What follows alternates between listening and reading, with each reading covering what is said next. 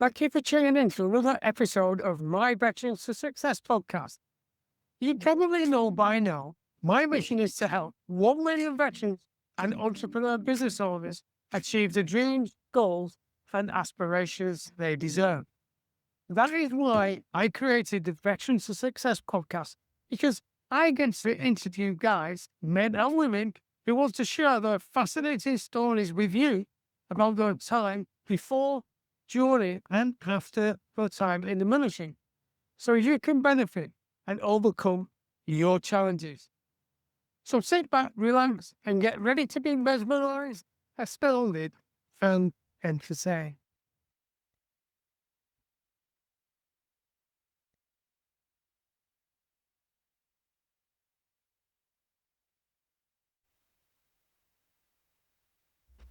Hello and welcome to another episode of Veterans to Success, the podcast where I get to speak to seemingly ordinary people who have done extraordinary things. So today, right, in this episode, what I'm going to do is I'm just going to touch base with you because I'm keen to let you into something that I've been up to recently. And what I want to do today is share with you some of my values, beliefs, how I think things work, morals and scruples, and also chat about some top tips, some top goals to gain success. And then finally, I'm going to do a bit of a self-assessment, because I did this recently and I was surprised at the results, pleasantly surprised. And I want to share with you the same process so you can do this yourself.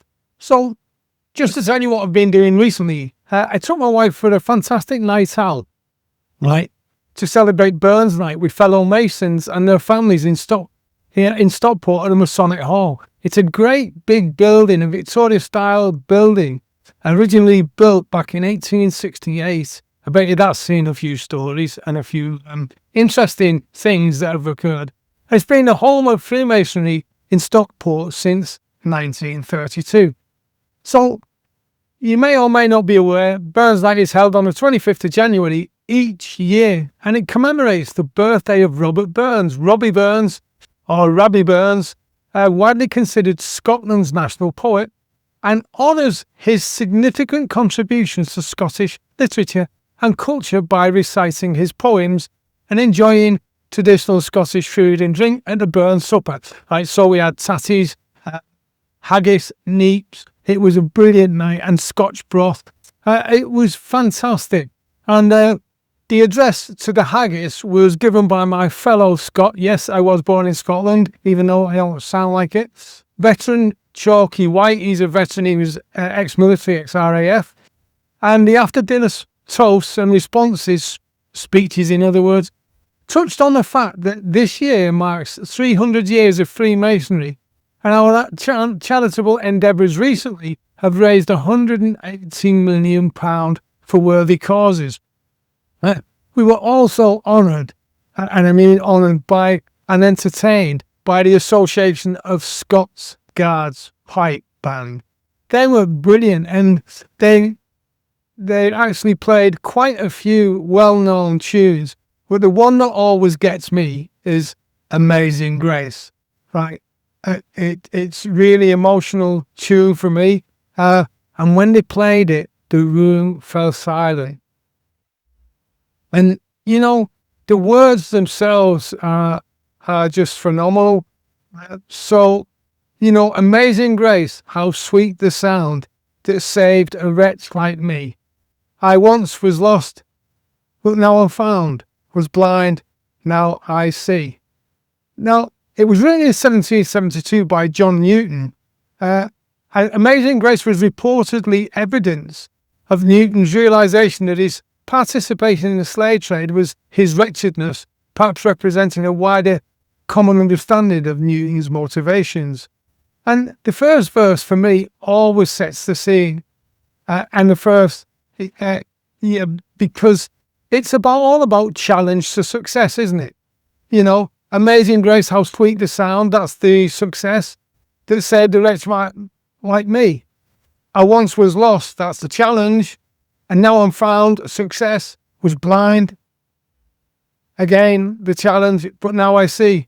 And this got me thinking, right, about what I would like to share with you today, especially after the interesting conversations I've been having with many of my close friends and business colleagues, and they tell me how disappointed they are.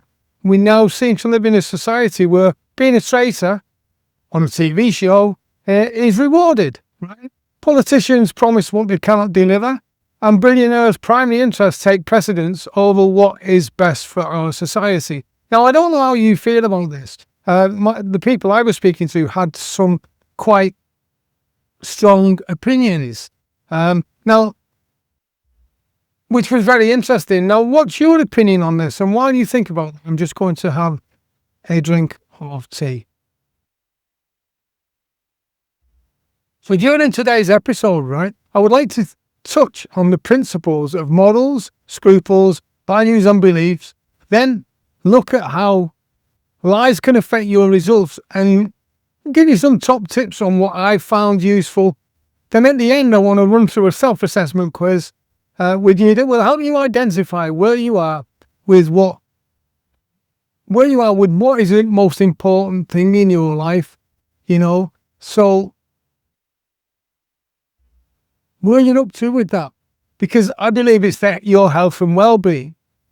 So what are morals and scruples? And I gave some thought to this, right? And I did some research because I just wanted to find out what the opinions were, the different opinions. So I came up with this. Morals are the set of beliefs, what is right and wrong. And scruples are the feelings that guide actions based on morals. Having scruples is like having a conscience, right? Or it is having a conscience. Your morals or scruples can cause you to act in ways you think you are right. Now, that doesn't always mean to say that we all sing from the same hymn book, because remember what it says is your morals or scruples cause you to act in ways you think are right. It doesn't mean to say that someone else will. The idea, though, is scruples has to do with ethics and morality. What is right and wrong? If you had no scruples at all, you'd just kill, steal, cheat, and do goodness knows what else. Now, the thing is, it's all down to education, and education starts from being a youngster, if that makes sense. And some of us get better guidance and role models than others, which means that we live in a society of mixed values, morals and scruples. So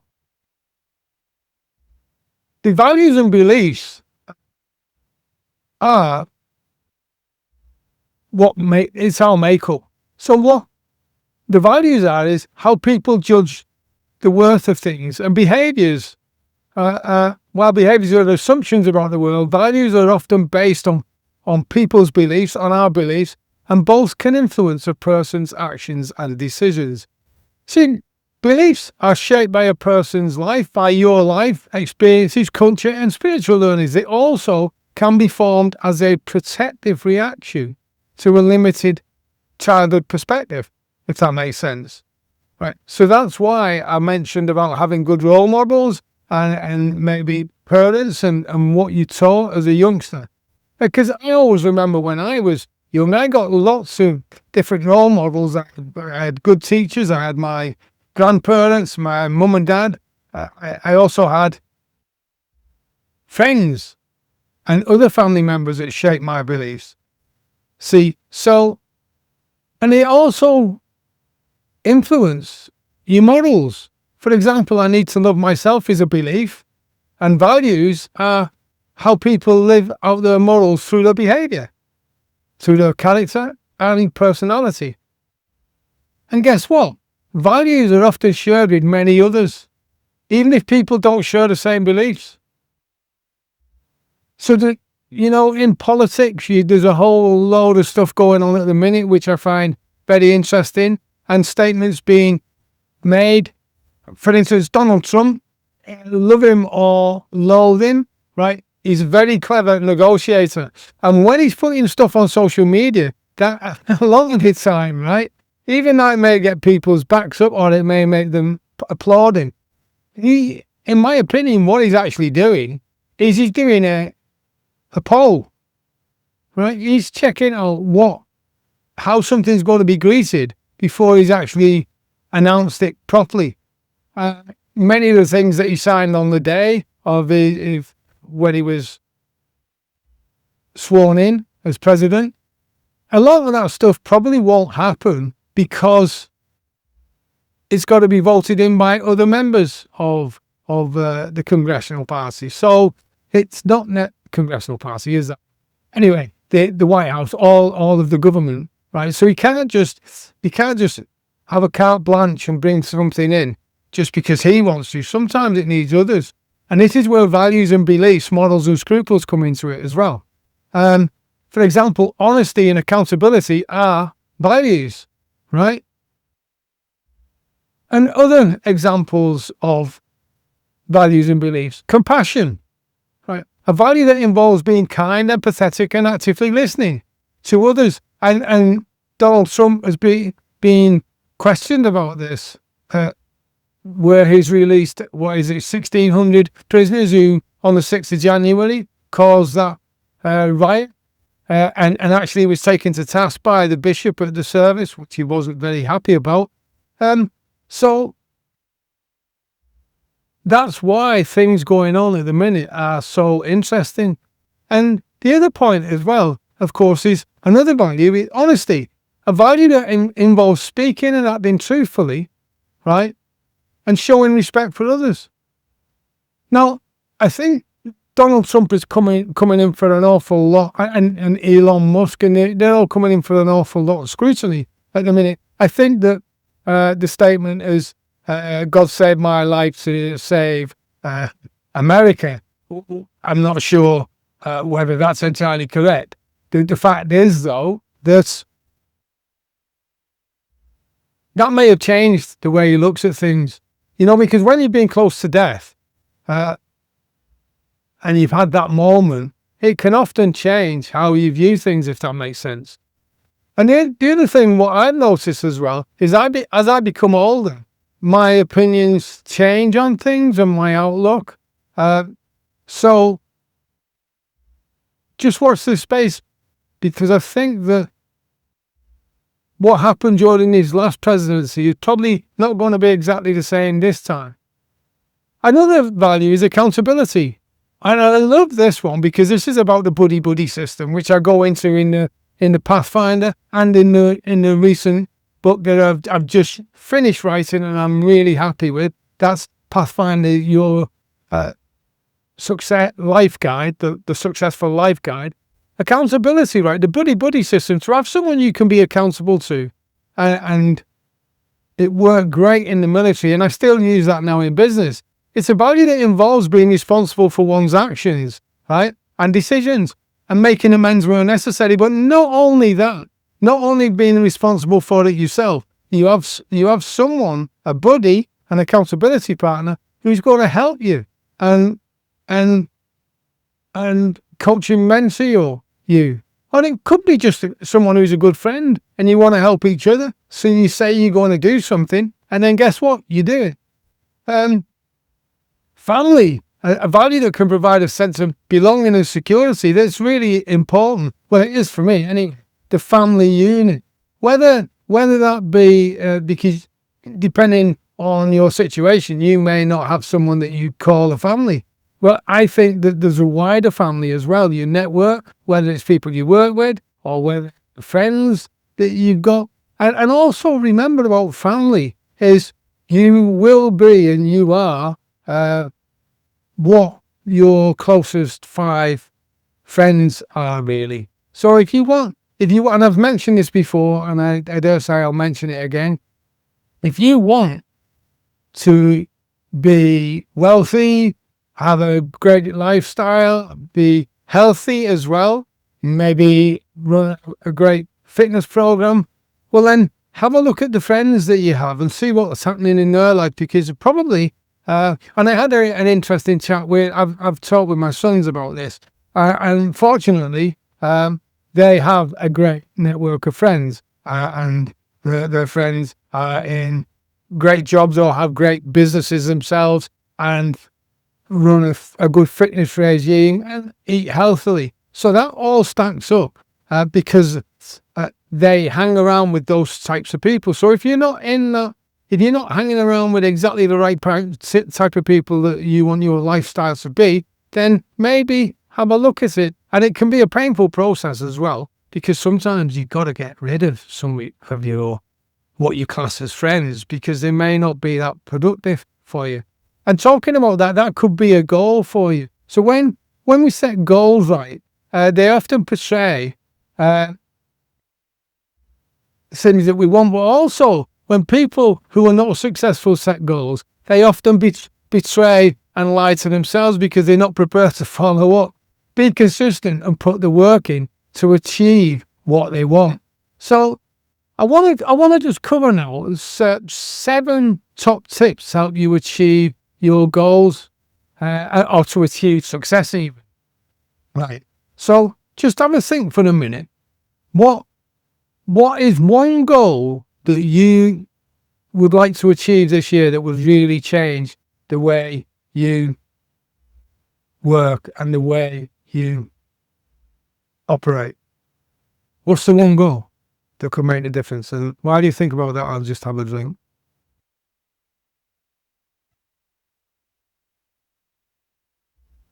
Okay, so taking it from the top, 7 top tips to help you achieve success. Right. And I talk about this in the Pathfinder Ultimate Success System, and a lot of the stuff that I do, which you can find on joeteams.com, is set clear goals. It's about setting the clear goals for yourself. And what I mean by that is define what success means to you and set specific, measurable, achievable, relevant and time-bound and attitude goals. Remember, having the correct attitude. You can do, I'm sure that you've been on goal setting courses. But I like to do the goal getting courses. And what I found is the one thing that gets you through and gets you to achieving your goal is the fact that you've got the right attitude. You've got a positive attitude and you've got an attitude to get things done. And if you want to achieve something that's absolutely massive, right? Absolutely life-changing, and it's a big goal. Well, break it down into smaller, manageable chunks, because then you can focus on each aspect of it and progress. And when you finish that smaller aspect of it, you can move on to the next. Like, how do you eat an elephant? One mouthful at a time. I've never ate an elephant, by the way, but I have set massive goals and broken them down into bite-sized chunks. Right. Number 2, right? This is all to do with attitude, actually, which is why I put the A on the end of the SMART for the smarter goal getting formula rather than setting, because it's about getting. When you develop a growth mindset, because with this, right, you can embrace challenges and view failure as opportunities, learning opportunities. Because remember, fail stands for first attempt in learning. And I also say that repeatedly because the truth doesn't change. You can also, with a growth mindset, continuously seek self-improvement by learning new skills and staying curious, if that makes sense. And this next one, right, is great because this is about this makes the difference between goal setting and goal getting. Because with this third point, this can make you really start to see the improvements. And without it, right, you'll just keep getting the same stuff differently. Because the third point is take consistent action. Taking consistent action, that's what success is built on. It's built on daily habits and commit to small, consistent efforts over time. It's like the cumulative effect, right? That's a book, by the way, and that's one book that I read multiple times because it's interesting. You read a book once, you learn a lot of stuff. You read a book a second time, you'll pick up something else that you might not have recognized or noticed the first time you read it. Or that your life has changed in a way because you've developed since you read it, that Now when you read it the next time, you're looking at it with a different mindset. Does that make sense? And taking consistent action, right? Prioritize the tasks that align with your goals and eliminate distractions, right? It's because that's really important. Eliminating distractions is like a really good point. If you just hang on a second, I'm just going to look at something. I just want to, that's a bit better. I just wanted to turn something off. It was in the background and it was annoying me a little bit. Right. Not that I got annoyed, it was just something that was there that I thought would be better if I removed it. This next point really can help you get to achieve your goal a lot quicker. Because with this, you can have the amount of jobs that you do, or you can even more than have it. But without it, it means that it will continue to take you maybe longer than what you planned. Because this number 4.4 is build a supportive network. Right? Surround yourself with positive, like-minded individuals who inspire and support you. Right? Because, the term team, together everyone achieves more. Well, I use it in another way as well. Together everyone's attitude matters. So it's no good surrounding yourself with a team of people who don't believe you can do it, or do not know how to do it, or just have so many negative comments that they're not helping at all. But with a supportive network, it's about, the 5 people surround your closest friends, what they do, live, experience will be what you experience. So a supportive network, get yourself with a bunch of people who are already achieving what you want to achieve, because they can be your stepladder, kickstart, conduit, the aha moment that will get you to where you want to be. And guess what you can do as well with a supportive network? Because I mentor and coach many people, and sometimes it is a joint venture opportunity where I can support them. Then that's great. Where I go into business with them, seek mentorship and collaborate with others to gain new perspectives and opportunities.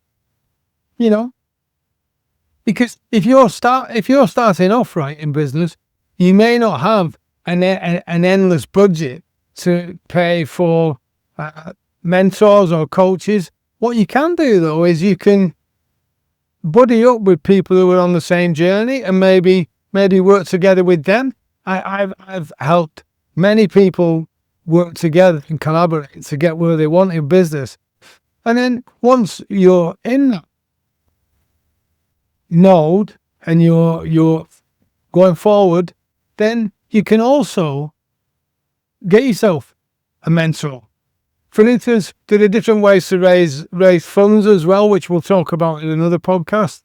But you can do joint ventures, you can do venture capital, you can use other people's money. There's lots of things that you can do. Instead of just having a scarcity, I'm skint mentality, you can look at how you can get money affordable that doesn't put you at risk, which helps you get where you want to be, if that makes sense. Now, this next point, the next top tip, number 5, if you're ex-military, this will probably be easy or easier than someone who's not ex-military. Having said that, no one wants to say that and you're not ex-military, you may say, I can do that. I don't need to be ex-military to do that. Well, this next point is really important, because when you've got this, you will stay on point. If you know, hey, and I've done this at times, the magpie syndrome, you're always going for the shiny thing, or maybe you put it off because you don't want to do it.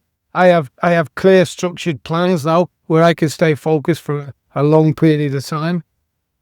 For instance, putting this podcast together took me an awful lot of time, because I wanted to make sure I deliver value to you so you can get as much useful stuff as possible to help you build the dreams, goals and aspirations that you deserve. And by the way, as you know, my mission in life is to help 1 million veterans and entrepreneur business owners achieve the dreams, goals and aspirations they deserve.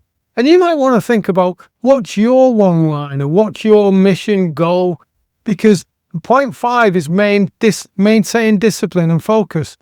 Stay committed to your goals, even when your motivation wanes, right? Because that's going to happen. As sure as eggs are eggs, you're going to get a ball left of field you weren't expecting, and it's got nothing to do with your mission.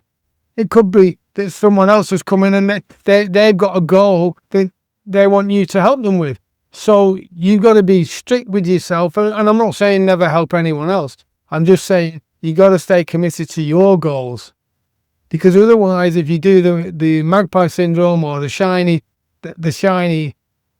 thing syndrome, when you go off looking at other stuff, all that is procrastination, right? It's putting things off because you want anything else to attract you or to distract you, so you don't have to do the tough things, right? So here's a good way to stay focused: is use tools like time blocking or habit trackers to maintain your focus and efficiency.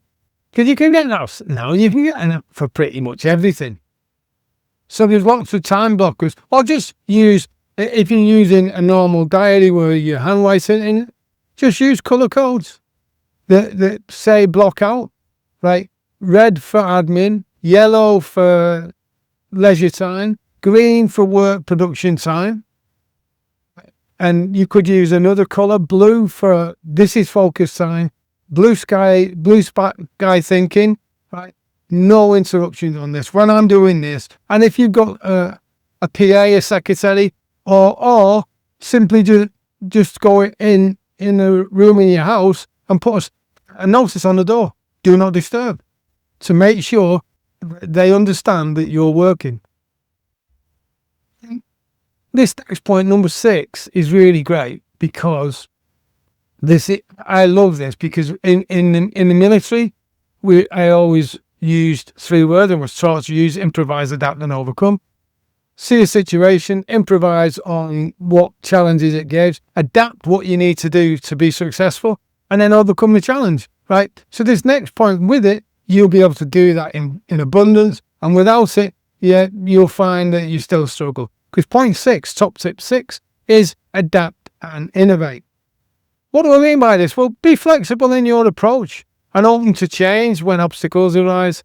Because if you just think, I can't do this because I've got this challenge, well then, how successful do you think you're going to be? Is that really a success mindset? I don't think so.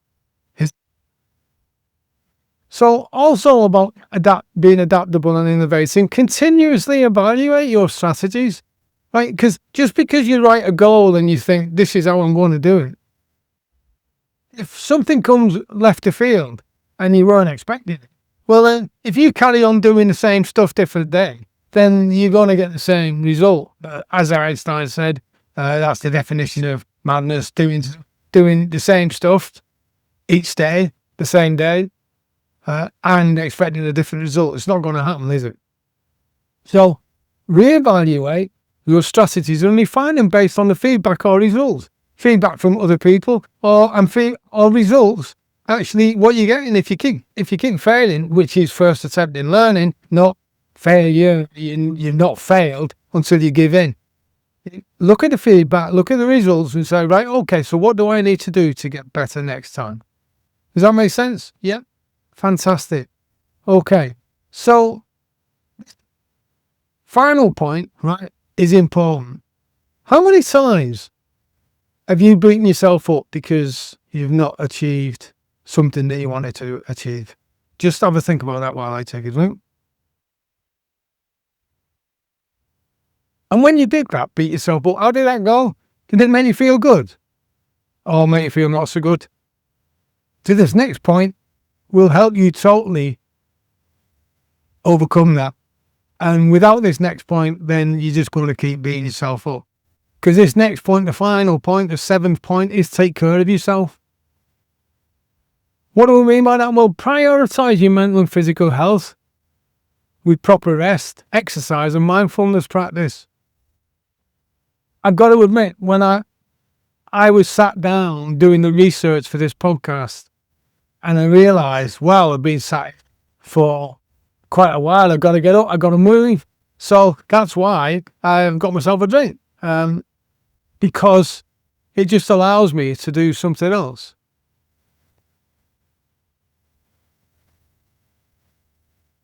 And get a balanced life, because it enhances your ability to perform, if that makes sense.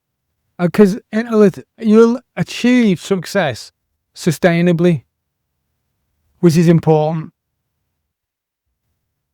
So what I'd like you to do is really think about that. Taking care of yourself is the most important thing to do. It's like being on a plane when you get the safety brief and the steward or the hostess to go through the safety brief. Oh, it's recorded now, isn't it? You watch the video. Well, they still demonstrate some things.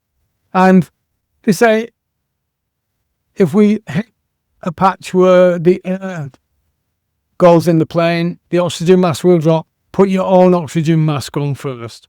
Why do they say that? Because as time critical, the person sitting next to you, whether that be a partner, wife, girlfriend, husband, boyfriend, or your child, or a passenger, while you really feel compelled to put the oxygen mask on them first, if you take a while doing that and you run out of oxygen, well, then you won't be able to help anyone, will you? So it's about putting your oxygen mask on first. So this is why taking care of yourself is really critical, because otherwise you won't be continuing with any of your goals. Does that make sense? Okay, right. Now what I want to do is I just want to go through, and I did this recently and I found it really helpful actually. So I thought, well, I'll share this with you. Because if you could have a system, a series of questions that could help you appreciate where you are in your life with your health and well-being, how useful would that be? Yeah, that's what I thought too. I thought, this is a really helpful process. So I have a list of questions for you that are designed to test how healthy your lifestyle is. So are you ready for this?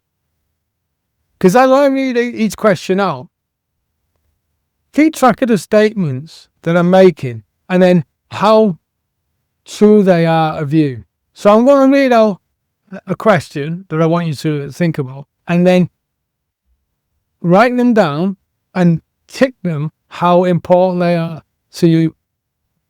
And then, or you can just say yes or no. By the end of it, I want you to be able to tally up what your answers are, how many answer in the positive and how many in the negative. And by the end of it, you can tally your score, and I will give you a score formula, right? You can use to evaluate how healthy your lifestyle is. So are you ready? Okay, and these questions are read in the first person. So when I say I want you to say that. So it's referring to you, not me. Okay, so here we go. I allow my life to unfold naturally without hectic schedule and constant demands. Next, I get sufficient sleep every night, at least 8 hours, and wake up feeling refreshed. Next, I follow a regular, daily, but not rigid routine. Next, I pay attention to staying in balance with my nutrition plan, eating from all the healthy food groups. Next, I avoid toxic food and water, including food loaded with artificial ingredients.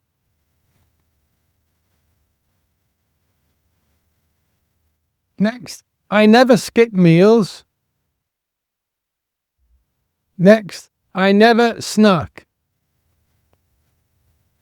Next, I take steps to minimize my stress and manage stresses that are unavoidable. Next, I give myself time out every day to let my body reset itself. Next, I meditate. Next, I do yoga. Next, I eat moderately and maintain a healthy weight. Next, I avoid long patterns of sitting, moving my body at least once an hour. Next, I do not smoke. Next, I drink alcohol sparingly or not at all. Next, I avoid eating red meat, and if I do eat it, I do so sparingly. Next, I do my best to eat only organic foods. Next, I am physically active. Next, I understand the dangers of chronic inflammation and take steps to avoid it.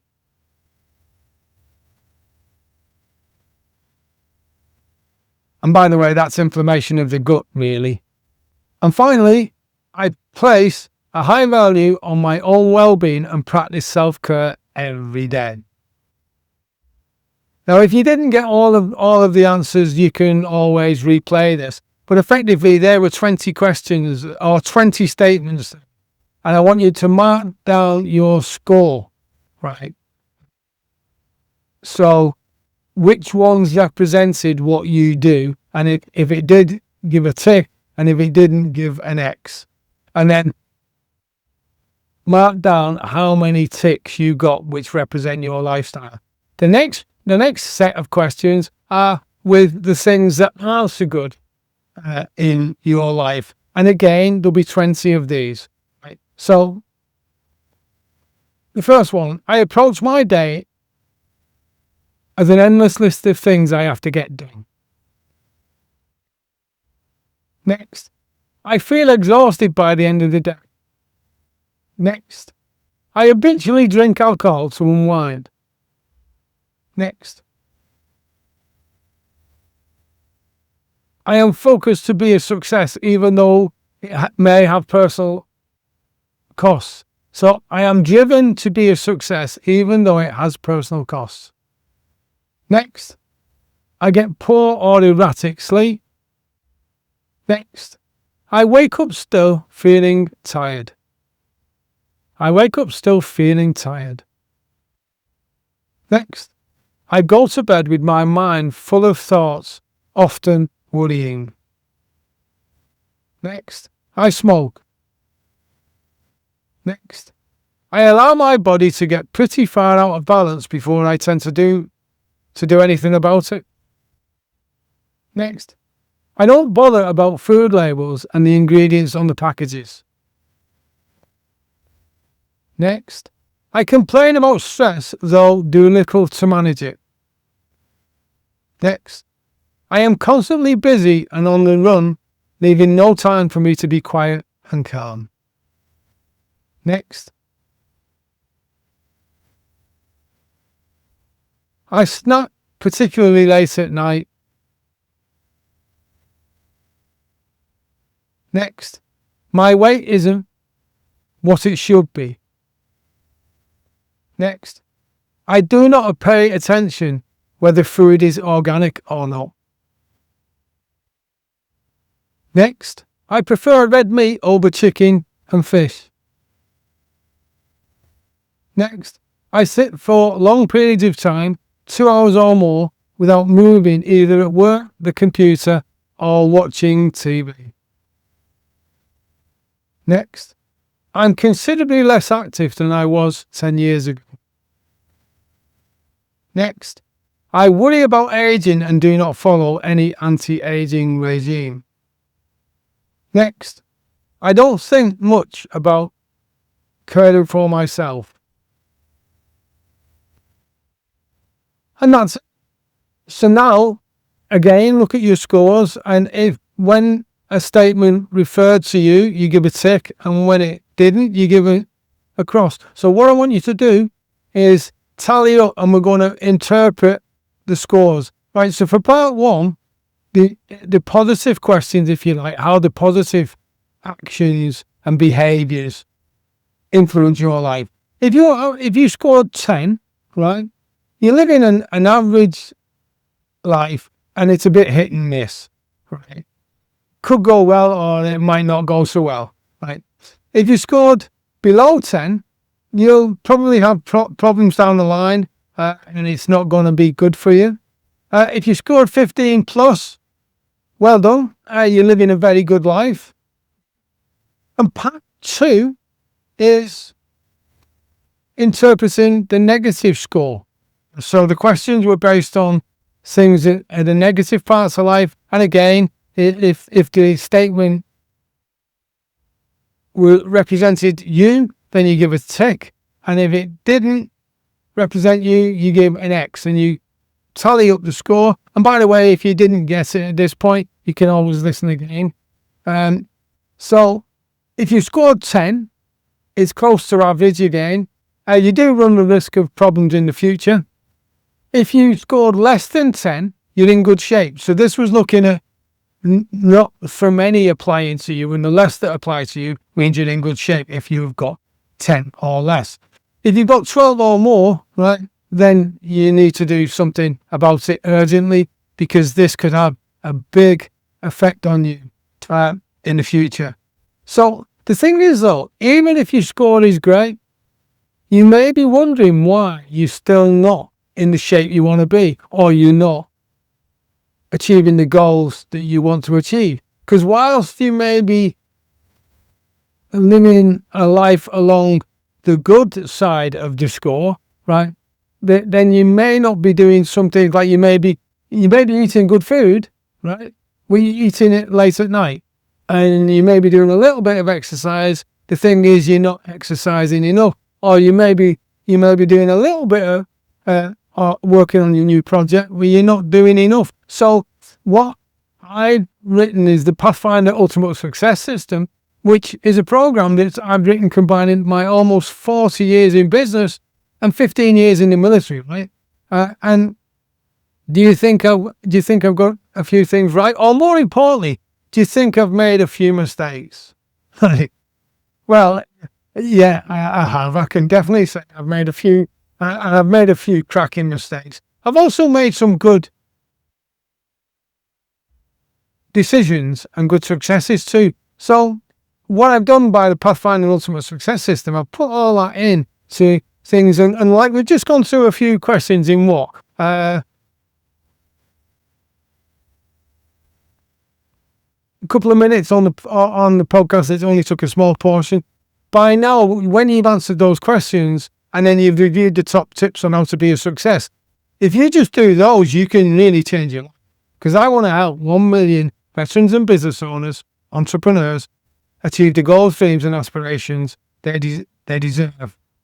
And to find out more about the success strategies, you can visit joeteams.com, right? joeteams.com, joeteams.com is where, for less than the price of a couple of cups of coffee per month, not per day or per morning, per month, you gain access to a whole library of resources that can help you achieve the dreams, goals and aspirations you deserve. Now, be mindful of the fact that I don't say that you design, because there's lots of, I've come across lots of people who say, do this and you can get the goals that you desire, or we promise you. No, it's not only what you desire, it's what you deserve.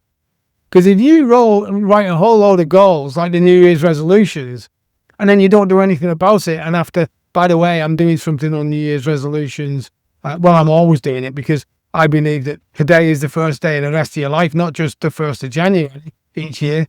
The fact is, though, that setting the goals is one part. Actually taking action and doing it, which is what I covered earlier in this episode, in this session. You've got to take the action. You've got to surround yourself with people who are where you want to be, and take the action. and learn from them. Get yourself a mentor. I'm running a mentoring program. I just love helping people get from where they are now to where they want to be, because they take various action and they have an accountability partner, which is me. Or I also put them together with other accountability partners who are in the same peer group, if that makes sense. So, right, joeteams.com is where you'll find a whole load of resources. And what I would like to say is, until we meet again, have a brilliant day. And remember, to successful become, visit joeteams.com. Thank you.